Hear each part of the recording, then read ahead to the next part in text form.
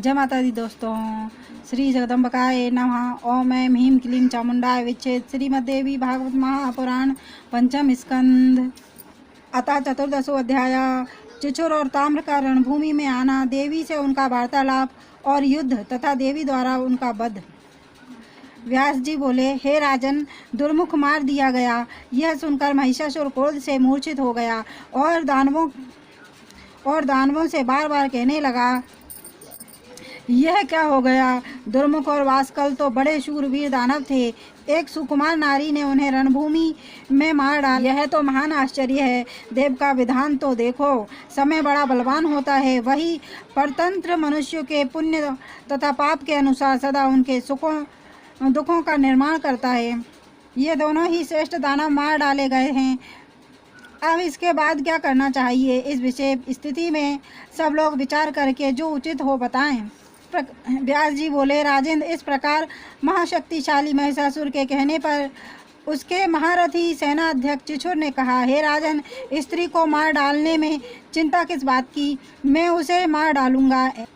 ऐसा कहकर वह चिचुराख्य रथ पर बैठकर दूसरे महाबली ताम्र को अपना अंगरक्षक बनाकर सेना की तुमुल ध्वनि से आकाश एवं दिशाओं को निनादित करता हुआ युद्ध के लिए चल पड़ा। उसे आता हुआ देखकर कल्याणमयी भगवती ने अद्भुत शंख ध्वनि, घंटानाद तथा धनुष की टंकार की।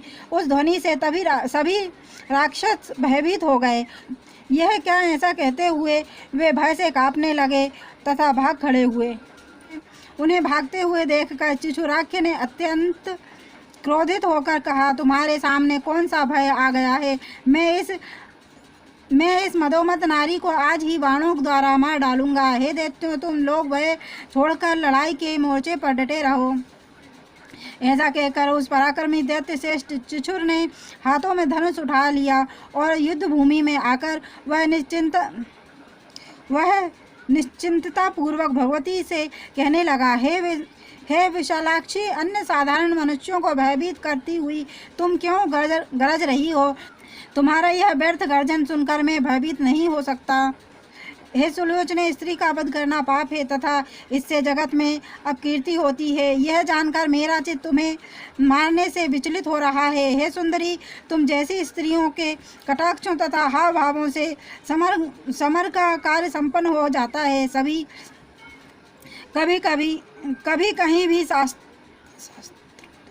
कभी कहीं भी शास्त्रों द्वारा स्त्री का युद्ध नहीं हुआ है। हे सुंदरी, तुम्हें तो पुष्पों से भी युद्ध नहीं करना चाहिए। तब फिर तीक्ष्ण बाणों से युद्ध की बात ही क्या? क्योंकि तुम्हारी जैसी सुंदरियों के शरीर में मालती की पंखुड़ी भी पीड़ा उत्पन्न कर सकती है। इस संसार में छात्र धर्मानुयायी लोगों के जन्म को धिक्कार है, क्योंकि वे बड़े प्यार से पाले गए अपने शरीर को भी तीक्ष्ण बाणों से छिदवाते हैं।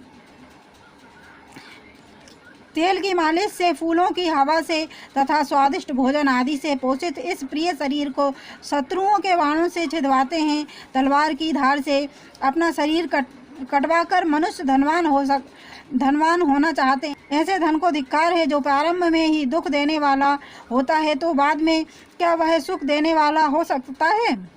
हे सुंदरी, तुम भी मूर्ख ही हो, तभी तो संभोगजन्य सुख को त्याग कर युद्ध की इच्छा कर रही हो। युद्ध में तुम कौन सा लाभ समझ रही हो? युद्ध में तलवारें चलती है, गदा का प्रहार होता है और बाणों से शरीर का भेदन किया जाता है। मृत्यु के अंत में सियार अपने मुंह से नोच कर उस देह का संस्कार करते हैं। धूर्त कवियों ने उसी युद्ध की अत्यंत प्रशंसा की है कि रणभूमि में मरने वालों का स्वर्ग प्राप्त होता है। उनका यह कहना केवल अर्थवाद मात्र है।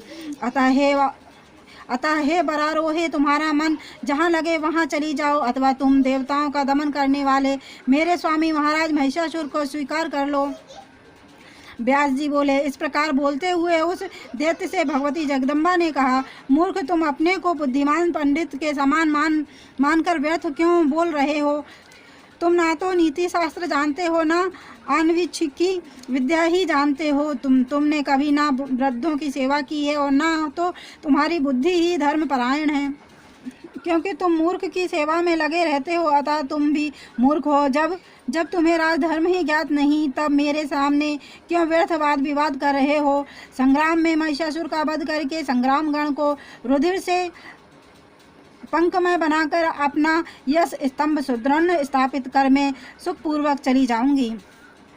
देवताओं को दुख देने वाले इस दुराचारी तथा मदोमत दानव को मैं अवश्य मार डालूंगी। तुम सावधान होकर युद्ध करो। हे मूर्ख, यदि तुम्हें तथा तुम महिषासुर को जीतने की अभिलाषा हो तो सभी दानव पाताल लोक को शीघ्र ही चले जाओ। अन्यथा यदि तुम लोगों के मन में मरने की इच्छा हो तो तुम तुरंत युद्ध करो। यह मेरा संकल्प है कि मैं सभी दानवों को मार डालूंगी। तब भगवती ने अपने तीक्ष्ण बाणों द्वारा उसके सभी बाण काट डाले और विषधर सर्प के समान विषैले बाणों से उस पर प्रहार किया। उन दोनों में परस्पर विस्मयकारी युद्ध होने लगा। जगदम्बा ने अपने वाहन सिंह पर से ही उस दैत्य पर गदा से प्रहार किया। गदा से अत्यधिक आहत होने के कारण वह दुष्ट आत्मा दैत्य मूर्छित हो गया और 2 मुहूर्त तक पाषाण की भांति रथ पर ही पड़ा रहा। इस प्रकार उसे मूर्छित देखकर शत्रु सेना को नष्ट कर डालने वाला ताम्र नामक दैत्य चंडिका से लड़ने के लिए वेग पूर्वक ग्रहण में उपस्थित हो गया। उसे आते देखकर भगवती चंडिका उससे हंसती हुई बोली, अरे दानव श्रेष्ठ, आओ आओ, अभी तुम्हें यमलोक भेज देती हूँ। निर्बल और समाप्त आयु वाले तुम लोगों के यहाँ आने से क्या लाभ। वह मूर्ख महिषासुर घर से में रहकर अपने जीने का कौन सा उपाय कर रहा है। देवताओं के शत्रु दुष्टात्मा तथा पापी महिषासुर का संहार किए बिना तुम मूर्खों को मारने से मुझे क्या लाभ होगा। इससे तो मेरा परिश्रम ही भी व्यर्थ हो जाएगा। अतः तुम लोग घर पर जाकर महिषासुर को यहाँ भेज दो, जिससे वह मंदबुद्धि भी मैं जिस रूप में उपस्थित हूँ उसमें मुझको देख ले।